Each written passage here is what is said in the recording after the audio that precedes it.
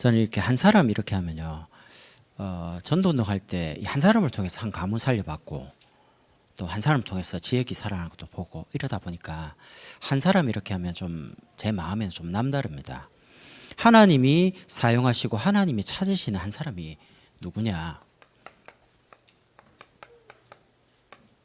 많은 사람들은 방법을 찾고 많은 사람을 찾습니다. 그러나 하나님 한 사람 찾고 계십니다. 어떤 사람이냐? 정말 절대 믿음 가진 한 사람이요. 믿어지는 게 사실은 절대 은혜입니다. 왜 절대냐? 이거는 우리가 믿고 싶어서 되는 게 아니거든요. 하나님이 믿도록 은혜를 주셔야 되는 거예요. 그래서 이제 절대라는 단어가 붙어지고요. 하나님께서 저와 여러분을 구원하셨다. 여러분과 제가 구원받았다는 건 모든 운명에서 빠져나온 겁니다. 그걸 보고 절대 구원이라고 합니다. 여러분이 살다가 죄 지으면 갑자기 지옥 가고 또 조금 복음 붙잡고 기도하고 이러면 또 뭐 천국 가고, 우리 행위에 따라서 구원이 왔다 갔다 하고 그런 게 아닙니다. 하나님이 영원하신 분이기 때문에 여러분과 저에게 주신 구원이 영원해요. 행위나 삶이 아니고 믿냐 안 믿냐가 이제 기준입니다. 그래서 그 구원 속에 주신 신분이 절대적입니다. 언약적, 대표적, 근원적, 불가항력적, 기념비적 축복을 받은 신분이 여러분과 저입니다. 요즘 뭐 영화는 사람이 잘 죽는데 옛날 영화 보면 주인공이 총 맞아도 안 총알이 다 피해가고요. 주인공이니까. 여러분이 하나님 보실 때는 주인공이에요. 이 땅에 여러분이 한 가문의 선교사로, 한 지역의 선교사로, 한 가정의 선교사로 보내가지고 여러분을 주인공으로 그리스도를 믿고 이제 여러분을 통해서 모든 걸 살리시려고요. 그래서 이 신분 속에서 주신 권세는 절대적입니다. 그걸 보고 절대 권세라고 합니다. 우리에게 주시는 왕, 제사장, 선지자의 권세를 실제로 사용을 하세요. 사용을 안 해보면 모릅니다. 여러분 가정에서 칼을 많이 이렇게 안 쓰면요 어떻게 됩니까? 녹이 슬거나 이제 오래되면 이제 잘 안 썰리죠. 그럼 만약에 김밥 썬다고 썰어 보십시오. 다 이제 안 썰리는 거 아닙니까? 그런 것처럼 주신 권세를 사용하라고 줬는데 사용을 안 하면 영적으로 무뎌지는 거예요. 왕적인 권세 와 있고 제사장적인 선지자적인 어마어마한 권세 와 있는데 사용을 안 하니까 이제 모르는 겁니다. 영적인 어마어마한 신분 권세를 다 받아놓고도 전혀 안 가진 것처럼. 그래서 이거를 여러분이 믿는 겁니다. 그걸 보고 절대 믿음이라고 합니다. 여러분 복음이 믿어지는 단계가 있지 않습니까? 저는 하나님이 저를 인도하신 걸 가만 보면요 특별한 방법이 아니었어요. 우리가 잘 알고 있는데 쉽게 생각하는 하나님이 우리에게 주신 이 절대 복음을 하나님이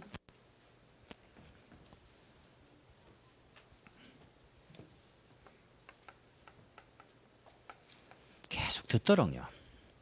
저는 옛날에 문제는 계속 생기고요. 답답하면 더 큰데 지나보면 전부 다 훈련의 자리, 예배의 자리, 은혜 받는 자리, 다락방, 뭐 지교회 계속 있었던 것 같아요. 너무 답답해서 갔어요, 솔직히. 문제 해결하려고. 너무 답답해가지고 어디 갈 데가 없어가지고요. 근데 지나보니까 그게 하나의 방법이었어요. 뭐가 방법입니까? 믿음은 들음에서 나고 들음은 그리스도의 말씀으로 말미암느니라. 한 주간 복음 계속 들으면 됩니다. 얼마만큼 들읍니까? 문제가 더 이상 문제가 안 될 만큼요. 답답함이 이제 답답함이 아니구나, 기도해야겠구나 라고 이제 깨달아질 만큼요. 그래서 계속 듣다 보면 그 복음 속에서 하나님 주시는 말씀, 음성이 들려요. 그리고 믿어져요. 믿는 단계 와요. 말씀 듣다 보면 이제 믿음 생기니까 이제 믿음에 가지고 이제 뭐 합니까? 이제 기도하는 거죠. 절대 기도입니다. 만약에 여러분이 기도만 된다고 할 때는요, 되어진다고 할 때는 뭐든지 가능합니다. 근데 사실 기도가 잘 안 돼요. 왜 안 되냐? 기도할 수 없을 만큼 마음이 무너지는 거예요. 사람 보고 무너지고 어떤 문제 생기면 더 답답해하고요. 자꾸 문제, 사람, 갈등, 우리가 계속 매주마다 문제 잡지 말고 사람 잡지 말고 갈등 잡지 말고 말씀 잡으라 많이 듣는데 나갈 때 보면 말씀은 온데간데 없어요. 그러니까 기도만 되면 가능한데 기도가 안 될 만큼 너무 영적 상태가 이제 답답해지는 거죠. 여러분, 하나님이 말씀으로 주시는 응답을 따라 여러분이 조금만 기도하면서 하면요, 일도 전도도 굉장히 쉬워집니다. 안 되는 걸 억지로 하게 만들려면 힘들잖아요. 막 뭐 노력해야 되고 뭐 뭔가를 계획해야 되고, 맞는데 세상에서 그렇게 배웠지 않습니까? 철저하게 계획을 하고 철저하게 실행을 하고 1분 1초도 허용되면 안 되고요. 근데 맞는데 문제는 복음 없이 그렇게 해버리면 영적 문제가 와요.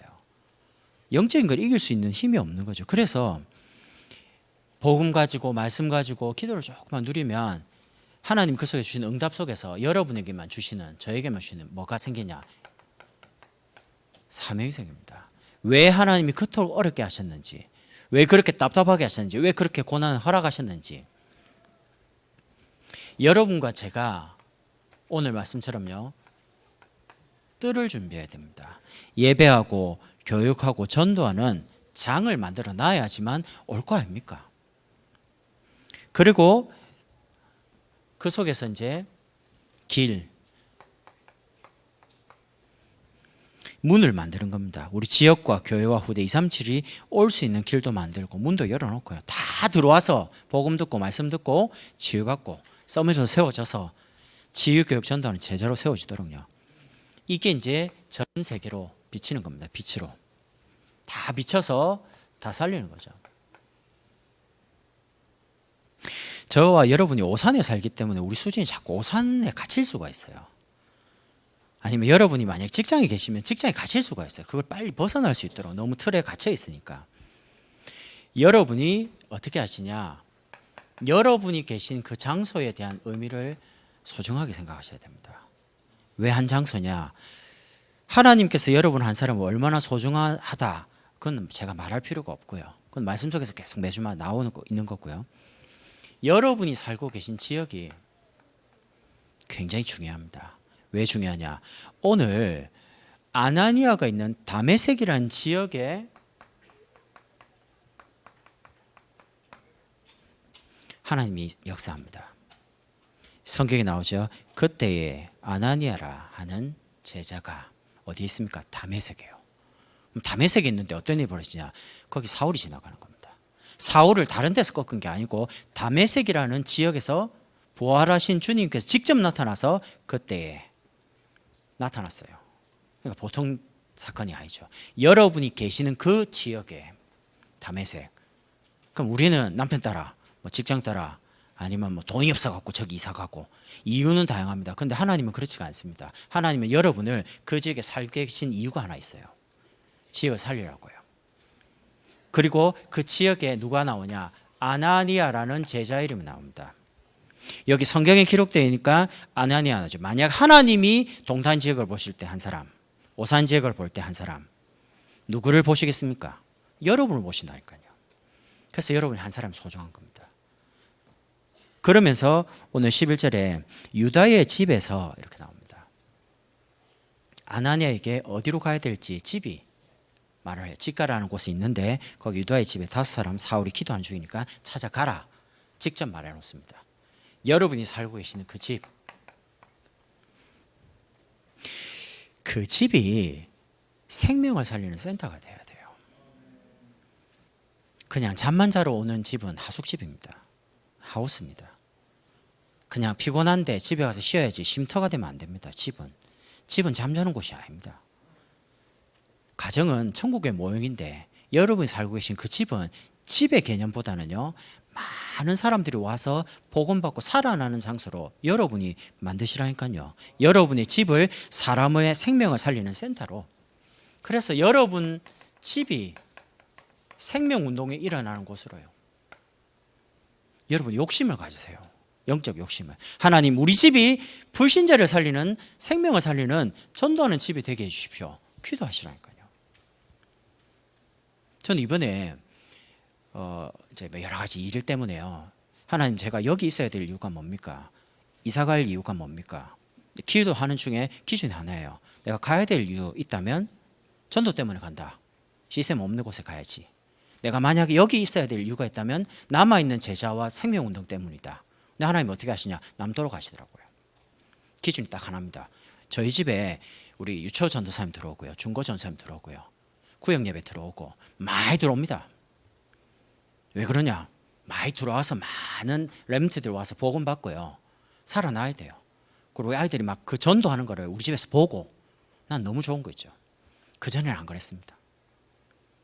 그냥 자는 곳, 쉬는 곳. 그러니까 늘 뭐 여러 가지 육신적인 부분에 갈등이 많죠. 여러분이 뭐 하나님이 원하시는 이 하나를 가지고 기도하기 시작하면 여러분의 육신적인 부분 갈등은 더 이상 갈등이 안 됩니다. 하나님을 기쁘시게 하는 곳으로, 하나님 원하시는 쪽으로 집이 자꾸 움직여가요. 영적인. 그래서 여러분의 집, 여러분이 살고 계신 곳을 사람을 살리는 곳으로. 두 번째, 우리 렘트들이 있는 학교. 우리 렘트들이 공부하러 학교 가면요 굉장히 피곤해요. 저는 맞다고 보는 게, 말씀에서 학교에 공부하러 가지 말고 전도하러 가라, 맞아요. 전도하러 가야 돼요. 그렇다면 우리 학교 주위가 많아요. 학교 주위에 누가 있냐? 성도들이 많이 계세요. 그러면 여러분의 그 학교가 있는 초등학교든 중학교든 고등학교든 학교 주변에 우리 성도들이 계시는 집이 있지 않습니까? 그럼 그 집을 가만두지 마시고 렘넌트들이 와서 복음 받고 그 전도운동하는 장소로 제공을 하시라니까요. 계층별로 영유치도 열고 유초도 열고 중고도 열고 대청도 열고. 직접 아이가 관련돼 있으면 좋지만 우리 집에 아이가 없어요. 그럼 아이가 없으면 렘넌트 운동 못합니까? 알잖아요. 초등학교 근처에 있다, 중고도 있다, 제공하시면 우리 집에 들어가서 마음껏 쓰라는 거예요.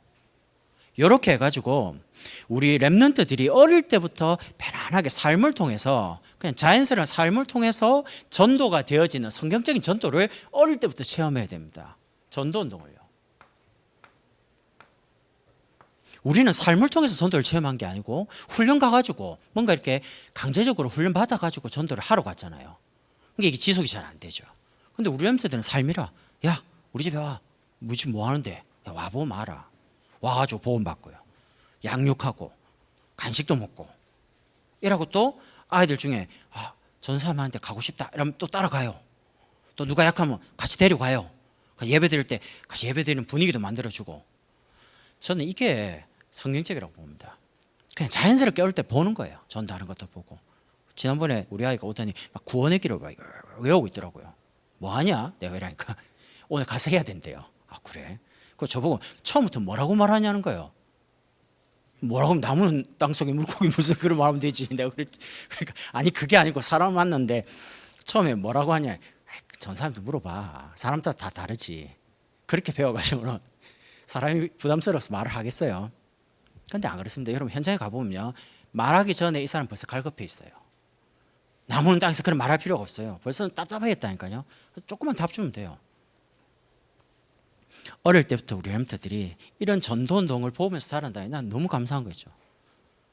어릴 때부터 다락방을 체험하고요, 그 속에서 전도를 체험하고 양육을 하고 실제 되고 와서 양육을 또 해보기도 하고 보기도 하고 메시지, 복음 벤치, 새생활 하나하나씩 그걸 보고 듣고 자라는 게 난 너무 감사한 겁니다.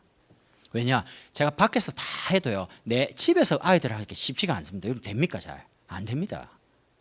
그러니까 이제 그거를 개척해서 우리 전사님들이 사역자들이 해주잖아요. 너무 감사하잖아요. 그러면서 세 번째, 여러분 직장입니다. 여러분이 산업 있는 현장에서요, 여러분의 기능이 그 벌고 계시는 경제가 전도에 쓰임 받아야 됩니다. 그럼 실컷 자리 올라가고 경제 얻는데 전도와 상관없으면 하나님하고 상관없어집니다. 그럼 인생이 지나갈수록 허무해집니다. 남는 게 없어요. 여러분 연세가 조금만 50 넘어가면요 뭔가 남은 생에 대한 의미를 자꾸 찾습니다. 사람들이 지금까지 살아온 거, 죄송해요, 연세가 50 딱 넘은 분은 과거에 대해서 후회하지 마세요. 더 이상 후회해도 소용없습니다. 지나갔기 때문에 후회하지 마시고 아이들 위해서, 자녀 위해서 필요한 걸 해주되 자녀 위해 살지 말고 복음 위해 사세요. 전도 위해 사시라니까요. 교회 위해 살아라니까요. 제자를 위해 살아라니까요. 렘넌트 살리는데 살아라니까요. 그래야지 후회를 안 해요. 여러분이 인생을 하나님 보실 때 뭔가 의미 있게, 가치 있게 어떻게 하시냐. 전도에 쓰임 받아야 되는데 여러분 주변에 제자가 많이 붙어야 됩니다. 그래야지 제자가 많이 세워져야지 큰 일을 할 수 있고요. 문화 살리는 전도를 할 수 있어요. 힘있게 제자 운동이 일어나야 됩니다. 우리 산업인들 주변에, 전문인 주변에요. 일단 무조건 다 살릴 거예요. 다 살려야 돼요. 다. 그러니까 많은 사람들이 와서 쉴 수 있는 뭔가 영적인 그늘이 있어요. 편안하게. 제가 옛날에 너무 날카로우니까 제 주변에 아무도 없더라고요. 사람들이.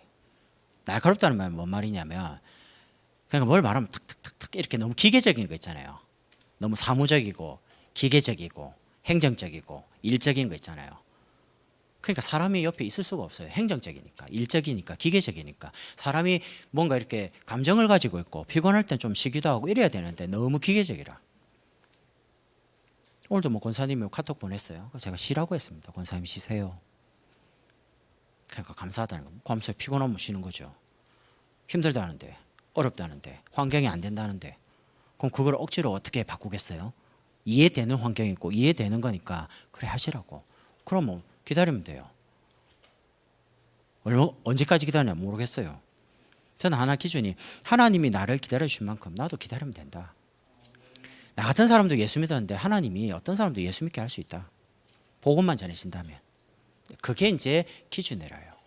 그래서 여러분이 살고 계신 지역에서 참 생명운동 일어나도록, 우리 렘트에 있는 학교 현장에서 진짜 전도운동이 일어나도록, 성경적인 여러분이 살고 계신, 일하고 계신 그 산업과 일터가 제자가 많이 일어나는 장소로 뭔가 바꾸시라는 겁니다. 간절한 마음으로. 그러면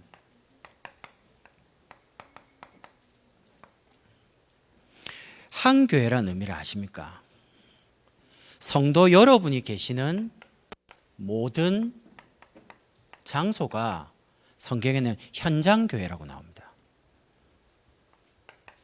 사도행전 18장 1절 4절. 여러분 가정에 계시면 가정이 현장이에요. 교회예요. 직장에 계시면 직장이 교회입니다. 학교가 있으면 학교가 교회입니다. 그런 의미에서는 여러분이 마음만 먹으면 됩니다. 어떻게 해요? 607교회 간단합니다. 여러분 계신 곳 다 열면 돼요. 살고 계신 지역, 학교, 산업, 모든 사람들 다. 그럼 607교회 금방 만들 수 있습니다. 그래야지만 경기나무 지역 재앙 막는 뭔가 영적인 어둠, 흑암이 떠나가기 시작합니다. 학교에 계시면 학교에서, 직장이면 직장에서 여러분이 영적으로 마음에 딱 결단을 해야 됩니다. 이 전도운동과 생명운동, 제자운동을 하면 결단 안 하면요, 계속 뭔가 이렇게 타협할 수 있는 뭔가 여지가 옵니다. 유혹이 옵니다. 생명운동이냐, 여러 가지 일이냐, 뭔가 가정이냐, 제자운동이냐, 문제냐, 계속 옵니다. 근데 결단 딱 하면요, 결단했기 때문에 그게 문제가 안 되는 거예요. 저는 마음에 나는 아이들을 위해서 안 산다. 난 주를 위해 살 거다. 난 렘넌트들 진짜 일으키는 교회를 위해, 복음을 위해, 제자를 위해 렘넌트에 살 거다. 결단하면 됩니다. 그렇다고 막 다 팽개치냐 그 말이 아닙니다. 할 걸 하는데 중심을 복음과 전도와 렘넌트와 제자를 위해, 교회를 위해 내가 더 많이 담겠다는 거죠. 그러면 모든 장소에서 말씀 운동을 펴되 모든 사람을 데리고 말씀 운동을 펴는 겁니다. 왜냐? 모든 사람, 특히 여러분 자신이 교회입니다. 고린도전서 3장 10절. 내가 하나님의 성전인 것과 하나님의 성령이 너희 안에 거하신지 알지 못하냐. 그러니까 안 망합니다.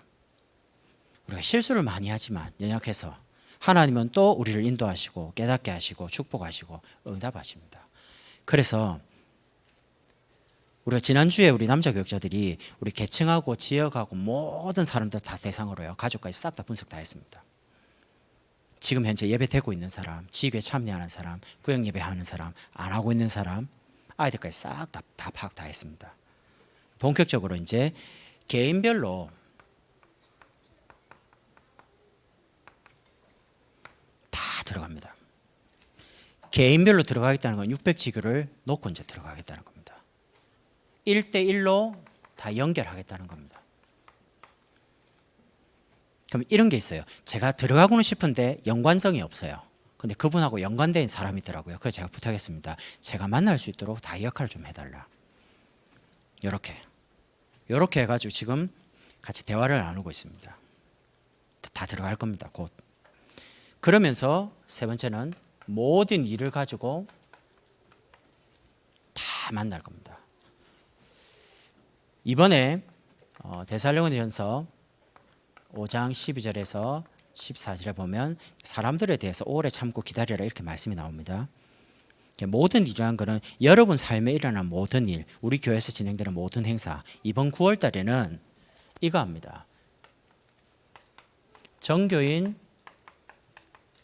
추계 신방 캠프합니다. 목사님께서 개인별로 다 가정에 들어가 가지고요, 개인적으로 미션도 주실 거고, 개인적으로 장로님들께는 홀을 주신다고 했으니까, 왜냐 남은 생을 두고 뭔가 이렇게 의미 있는 삶을 살도록 이제 제목을 주실 거니까. 그리고 중요한 전도자에게는, 전도하는 분들에게는 미션을 주시겠죠. 이렇게 해가지고 모든 성도가 있는 장소에서 다 말씀 운동을 하도록요. 저는 개인적으로 이렇게 생각합니다. 하나님의 역사가 일어나면 어떤 사람도 바뀐다. 하나님의 역사를 한 번만 체험하면 바뀌기 시작합니다. 어떤 불신앙한 사람도, 어떤 무능한 사람도, 약한 사람도 하나님, 이거 하나님이 하신다 라고 느끼기 시작하면요, 다 바뀌어요. 용기도 얻고 막 갑자기 힘도 생기고요, 많은 부분이 달라지기 시작합니다.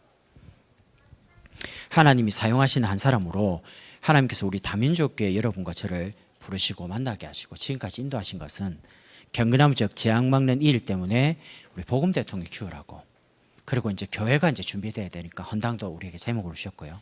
그래서 이제 비권 살릴 수 있도록 이제 준비하는 시간입니다. 이번 캠프 9월 달에는 모든 사람 다 들어가고 한 사람씩 다 살리고, 왜냐 하나님 보실 때 굉장히 소중한 분들이니까 그분들이 계신 모든 장소에서 생명운동과 전도운동과 제자운동이 힘있게 할 수 있도록 정교인 추계 캠프 가지고 신방 가지고 다 들어가서 이제 다 살리는 겁니다. 이 축복을 같이 누리게 될 겁니다. 기도하겠습니다. 하나님이 소중하게 계시는 귀한 성도님들을 통해서 있는 모든 지역에서, 학교에서, 직장과 산업체에서 생명운동과 전도운동과 제자운동이 힘있게 일어나도록 축복해 주옵소서. 예수 그리스도의 이름으로 기도드립니다. 아멘.